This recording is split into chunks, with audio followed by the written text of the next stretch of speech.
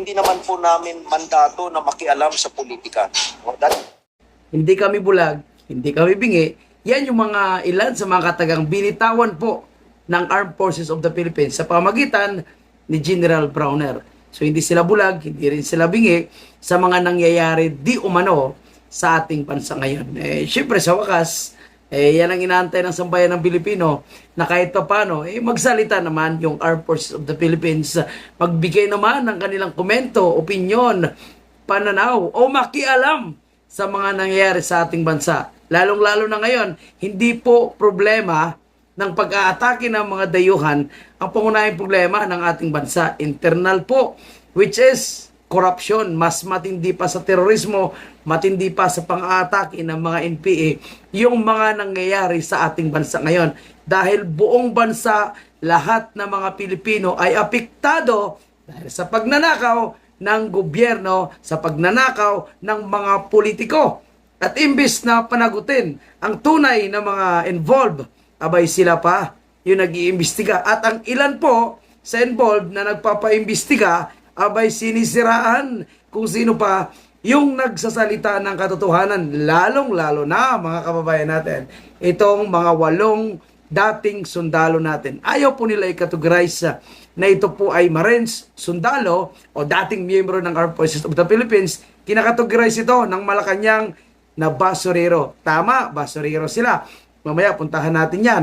Ang kategorize naman ni Rapi Tulfo, ang mahilig sa salitang pobre, mata pobre kasi. Kargador, tama. Kargador yung mga yan.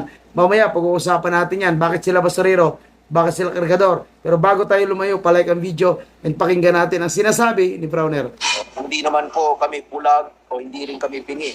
We know what is happening. Pero hindi naman po namin mandato na makialam sa politika. No, that is not our mandate. And sa nakikita naman po natin, umaandar naman po yung democratic processes. No? Nagkakaroon ng mga hearing. Okay. In fact, sabi nga ng mga tao, yung nangyari sa Senado na nagpalit ng liderato. No? Nanonood rin lang kami, but then somebody said that that is democracy working for us. Nakakalungkot nga, pati yung picture ko ginamit para manghikayat ng mga Pilipino na sumama sa mga rallies na mangyayari sa June 12 o kahit na anong mga rally. So, ako wala akong balita, wala akong impormasyon kung sino yung gumamit ng picture ni Browner na manghikayat ng rally para sa June 12. So, yan ba yung kinakabahan ng Malacanang dahil may mga picture ni Browner? Anyway, mga kababayan po natin, no? Sabi ni Browner, hindi sila makikialam sa gulo ng politika. Okay. Pero hindi lang kasi ito gulo ng basta-bastang politika. Ang kawawa po dito ang sambayan ng Pilipino. Kaya siguro may mga tao, kagaya ko, na nag-encourage na dapat makialam, dapat magsalita yung sundalo natin, yung Armed Forces of the Philippines. O ngayon, narinig natin kay Browner, ayaw nila makialam. So, sa kanilang sariling desisyon yan. Hindi naman natin pwedeng pilitin.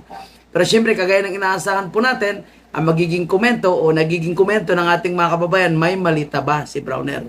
Nakatanggap ba ito ng malita? Kaya ganito na lang ang kanilang komento sa kabila po na matindi na yung kahirapan na nangyayari dahil sa matinding korupsyon. And sa totoo lang mga kababayan natin, kahit yung Armed Forces of the Philippines ay apektado po sa pagnanakaw, siguro si Browner baka hindi siya apektado. Pero yung kabuuang institusyon ng Armed Forces of the Philippines ay apektado dahil pati po yung pag-upgrade ng kanilang kagamitan or we call it modernization, AFP modernization, abay napabayaan dahil mas napupunta sa bulsa, malita ng mga magnanakaw na nasa gobyerno. Okay, doon tayo sa basurero, kargador. Tinawag na basurero, kargador. Ibasura kasi yung term na gamit nila sa pagdi-deliver ng pera. So, okay rin naman. No? Basurero sila, kargador. Okay rin naman na tawagin sila kargador. Dahil sila po ang nagkakarga at nagdidiskarga ng mga mali-malitang pera na ninanakaw at pinapadeliver ni Saldico sa iba't ibang kongresista o sa executive pa nga yung iba, di ba? Nakasabwat nila sa pagnanakaw sa kaban ng bayan. Ngayon mga kababayan, hindi pa rin nila madiscredit o hindi pa rin nila matanggal sa ating mga kababayan na ang tawag sa kanila ay bayani bayaning sundalo na nanindigan kung ano ang tama. Eh yung matapobre na si Tulfo, matapobre na nasa Malacanang na si Claire Castro, hindi nila yan matanggal. At mas marami sa ating mga kababayan ang mas paniwala sa mga Marines dahil may mga litimong litrato, picture po sila na nagpapatunay na sila po ay nagdi-deliver o nagkakarga ng basura para po sa mga magnanakaw. Ang basura, yan ang termino nila, pero ang totoo niyan is pera. Ngayon, kahit anong paninira po ng mga senador na ito, hindi nila mabago ang paniniwala ng taong bayan dahil mas kapanipaniwala ang mga sundalo sapagkat handa po silang itaya ang kanilang buhay kapalit ng kanilang pagsasalita ng katotohanan. Ngayon, gusto ko marinig, bago natin tapusin ang video ito, gusto ko marinig o mabasa sa ating mga kababayan yung inyong komento patungkol po sa usapin na sinasabi ni Browner na hindi sila makikialam sa usaping politika. Kung hindi sila makikialam, bahala sila, pero naghahanap pa rin ang taong bayan ng aksyon mula sa ating kasundaluhan na hindi lang sila dapat magiging neutral sa usaping politika. Baka kailangan na po nila gumawa ng aksyon para magkaroon ng katinuan yung ating bansa. Hindi na po tayo naihalal bilang opisyal ng United Nations Security Council dahil sa kaguluhan. Bumabagsak ang ekonomiya dahil sa nangyayari na korupsyon ni Bongbong Marcos at kawalan ng aksyon at hinahayaan lang. Ano pa? Na nagwi-withdraw yung iba. Yung mga OFW natin, nahihiya na po yung pag-iisang Pilipino. So palagay ko, may mga bagay na dapat i-considera din yung Armed Forces of the Philippines. Pero may natira pa siyang sasabihin. Pakinggan natin. Paralis pa. No? Sana po ay wag na nilang gawin yon, gamitin yung imahe ng Armed Forces of the Philippines para manghikayat. May mga nag-text rin sa akin na nagtatanong kung totoo nga ba na bumaliktad na ang Armed Forces of the Philippines. Hindi po totoo yun. No? We remain to be a united, disciplined, and professional force. Tuloy-tuloy yung ginagawa nating monitoring din within the Armed Forces of the Philippines. And so far, wala naman po kaming nakikitang mga threats coming from within the Armed Forces of the Philippines. Ako po ay talagang naniniwala na ang ating mga sundalo ay disiplinado and very professional.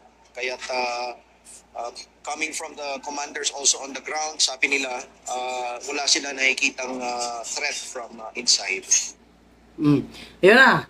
Sabi niya nga, mga kabayan po natin, hindi sila makikialam. Patuloy sila may neutral sa usaping politika. At sige, kung magiging neutral sila, tingnan natin kung ano po yung magiging susunod na mangyayari sa ating bansa. Ang pagiging neutral ba ng ating kasundaluhan ay magdudulot ng maganda sa ating bansa. Yung pagiging neutral ba nila ay magkakaroon ng pagsasaayos ng ating bansa? Babalik ba yung investors? Mananatili ba yung mga investors? Patuloy ba na magtitiwala ang international community sa Pilipinas? Patuloy ba na babagsak yung ating ekonomiya? Patuloy ba tayong hindi na papautangin ng ibang bansa? At patuloy po ba na magkakaroon ng kaguluhan? Yan po yung mga katanungan natin. Dahil, yun nga, ayaw nila makialam eh. So, wala rin tayong maasahan sa kapulisan, of course. Dahil alam naman natin na yung mismo sekretary ng DILG ay tuta ni Bongbong Marcos. Wala rin tayong maasahan ngayon sa korte natin. Pati sa Department of Justice, sapagkat nagagamit na rin po ng gobyerno ni Bongbong Marcos. NBI, of course. Matibag is parang naging tuta na rin ni Bongbong Marcos. And our process, ang salitang hindi kami makikialam, parang katumbas na rin kasi yan. Ito, sariling interpretation ko. Maaring tama ako o maaring mali ako. Para sa akin kasi yung salitang hindi kami makikialam sa usaping politika, tandaan natin yung nag-appoint or nagbibigay ng posisyon sa miyembro ng Armed Forces of the Philippines, nagbibigay ng kanilang mga rangko is mga politiko. So, parang hindi mo masabi na ikaw ay hindi part ng politika. Bilang isang Pilipino, yung nagpapatakbo ng ating bansa is politiko. Nagbibigay ng kanilang budget is politiko. So, pag sinasabi mong hindi na kami makikialam sa usaping politika, parang sinasabi mo na, bahala kayo dyan. Basta kami nandito lang. So, parang ganun ba? So, kumbaga, kahit anong mangyari, basta hindi kayo makialam. Okay? So, kayo po mga kababayan natin, ano pong inyong komento, opinion patungkol sa sinasabi ni Browner? Bukas po yung ating comment section. Malay natin mabasa niya at ma-realize niya na kailangan na rin nila makialam para magkaroon po tayo ng matinong panggobyerno. So, maraming salamat at mabuhay po kayong lahat. Mabuhay ang bansang Pilipinas.